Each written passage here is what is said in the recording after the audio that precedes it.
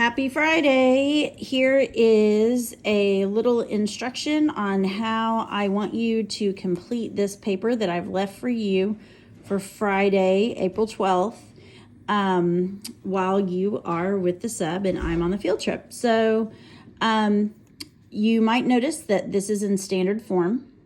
Something times x plus something, doesn't tell us what, but we know that's a 1. Something y equals something. Ax plus by equals c. That's our standard form that we've been working on this week. This says sketch the graph by using x and y intercepts. So this is where we're going to put 0 in for x to find y, 0 in for y to find x. So if you notice, if I put 0 here for y, if I put 0 there, it just goes away. So if you cover that up, you're left with 7x equals 5. So the trick I didn't show you the other day because I was showing you the longer way is if you literally just cover up the y term, there's your equation for x, 7x equals 5. Then you solve for 5.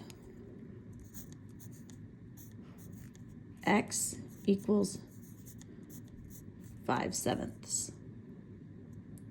Now I come back over here, and this time, if I put 0 in for x, this would all be 0. So just cover it up. 1y equals 5, which is y equals 5. So on my y-axis, I'm going to go to 5. On my x-axis, I'm going to go to 5/7. Now, that's going to be somewhere between 0 and 1. This would be like 1/7, 2/7, 3/7, 4/7, 5/7, about right there somewhere.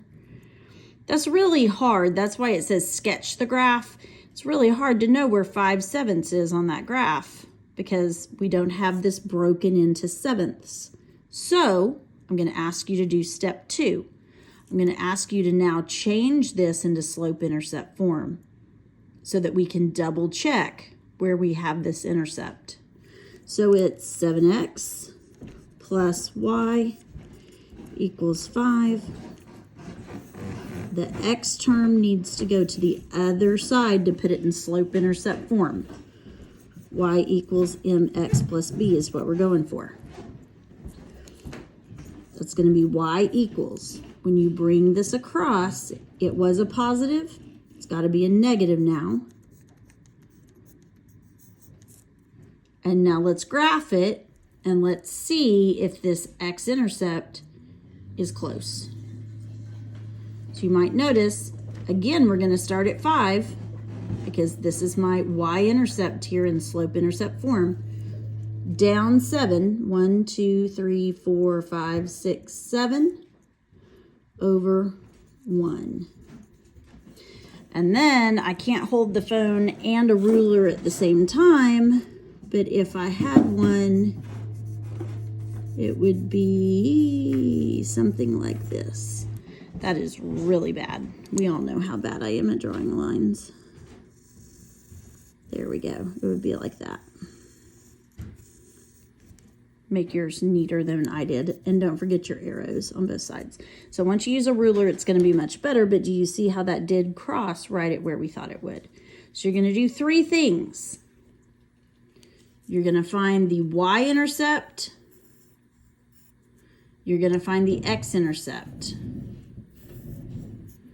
Then you're going to change it to slope-intercept form to graph and check your intercepts. You're going to do that for the first 3 pages.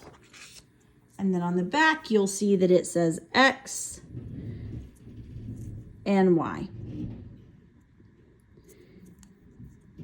So here, if you put -1 in for X, that would make it Y equals 3 times negative 1 minus 4. 3 times negative 1 is negative 3. A negative 3 and a negative 4 is negative 7. So if x is negative 1, y is negative 7. So if x is negative 1, 2, 3, 4, 5, 6, 7, somewhere right in there. If you put 0 in for x, it'd be y equals 3 times 0 minus 4. 3 times 0 is 0. 0 minus 4 is negative 4. So when x is 0, y is negative 1, 2, 3, 4. So this is that t-chart that we learned in the very first lesson. Last one is positive 1, y equals 3 times 1 minus 4. 3 times 1 is positive 3. Positive 3 and a negative 4 is negative 1. So when it's 1, it's negative 1. So again, you're going to use a ruler. It's going to be like this. And don't forget, make your line go off the chart. Okay? Don't make your arrows or your lines super small.